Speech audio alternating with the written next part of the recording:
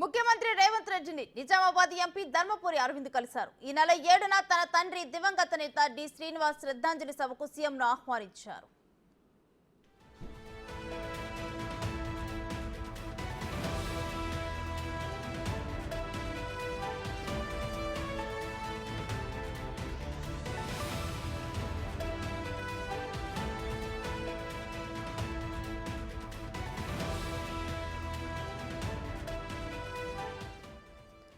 ముఖ్యమంత్రి రేవంత్ రెడ్డిని నిజామాబాద్ ఎంపీ ధర్మపురి అరవింద్ కలిశారు. ఈ నెల 7న తన తండ్రి దివంగత నేత డి శ్రీనివాస్ శ్రద్ధాంజలి సభకు సీఎంను ఆహ్వానించారు.